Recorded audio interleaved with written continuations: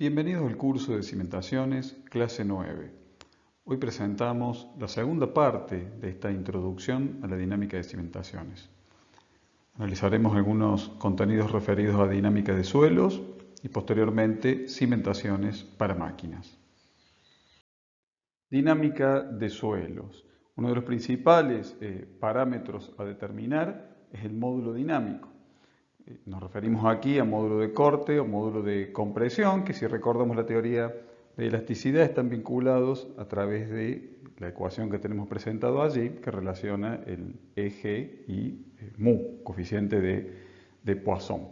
Es importante considerar los factores que condicionan su definición, y aquí nos referimos al nivel de deformación, lo muestra la primera figura, cómo cambia el valor.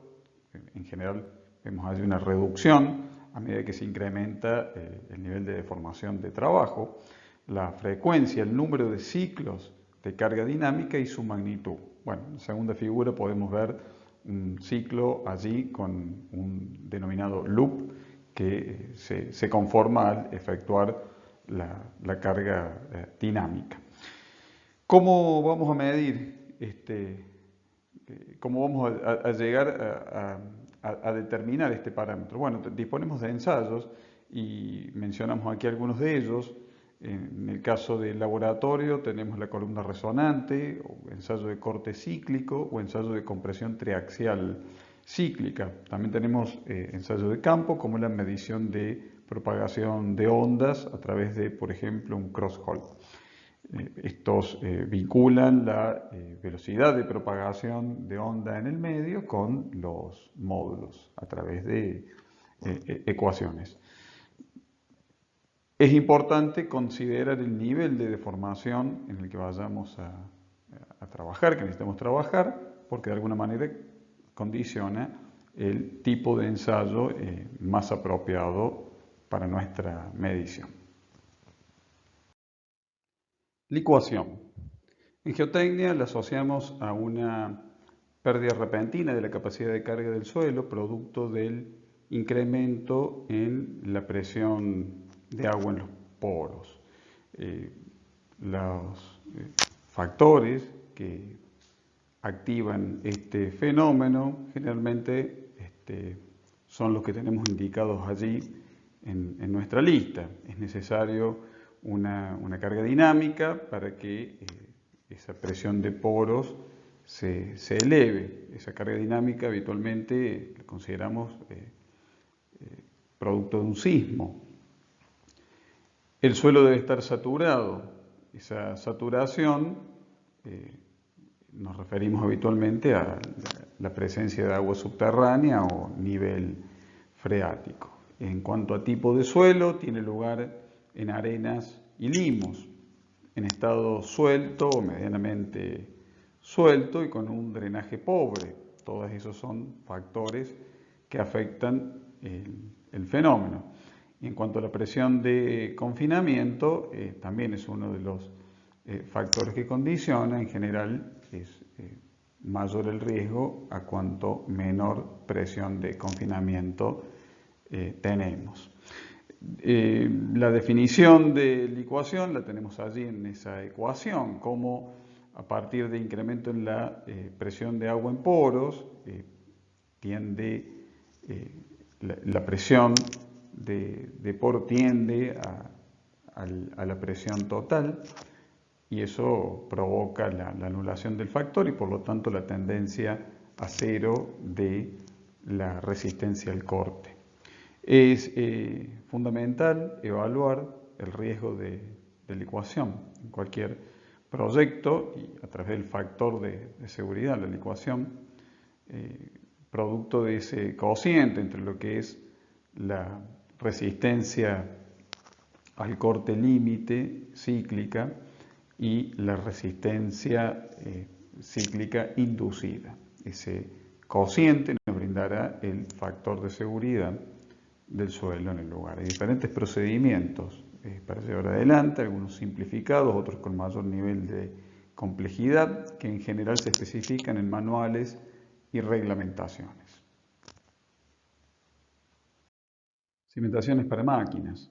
Destacamos allí los criterios básicos de diseño que debe cumplir el proyecto. Esos 4 puntos incluimos la operatividad propia de la máquina. Eso es una especificación que generalmente viene establecido en el equipo.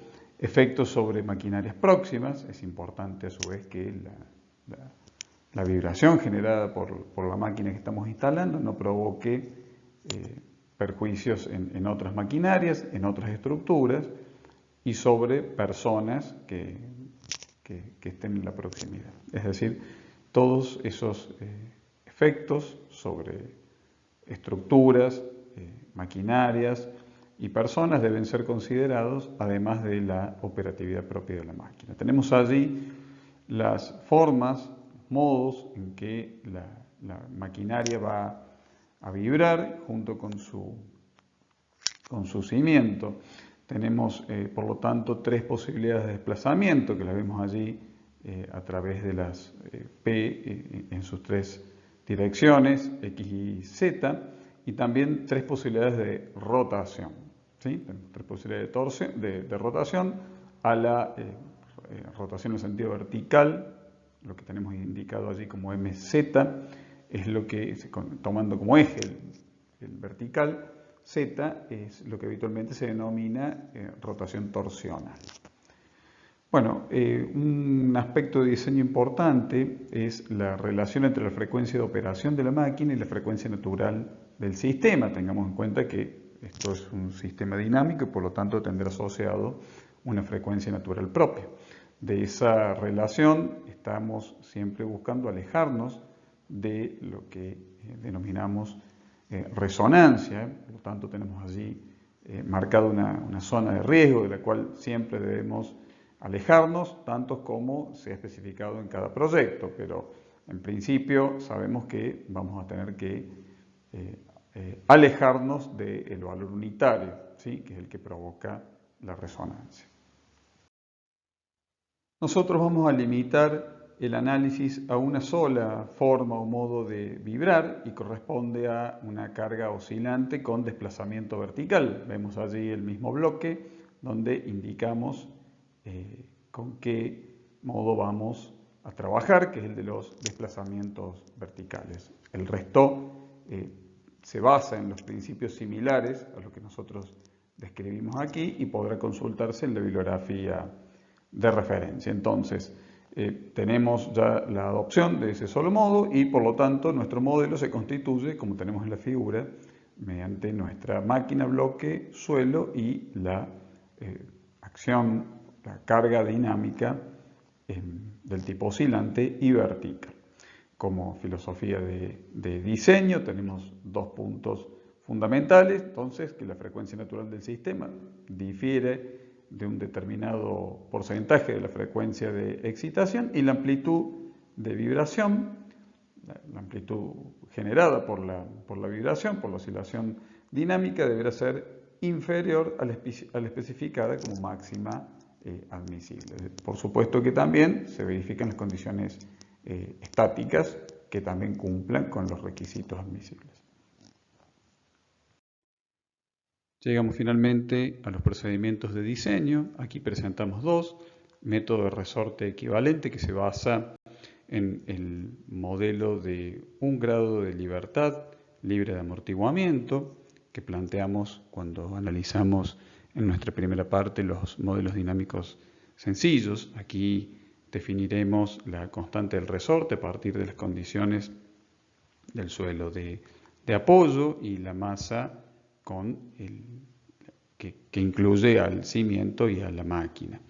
En el caso de los métodos de semiespacio elástico, se incluye el modelo de un grado de libertad con amortiguamiento. Entonces, hay ecuaciones establecidas, desarrolladas para el cálculo del resorte, para el cálculo del amortiguamiento, y a través de ellas se conduce a la determinación en cualquiera de estos 2 modelos de las frecuencias naturales de vibración y de la amplitud máxima de la oscilación dinámica. Entonces, esos son los dos elementos fundamentales a determinar a los fines de contrastar contra la especificación correspondiente, si el mismo cumple o no con lo establecido como admisible. Muy bien, hemos llegado al final de la clase de hoy.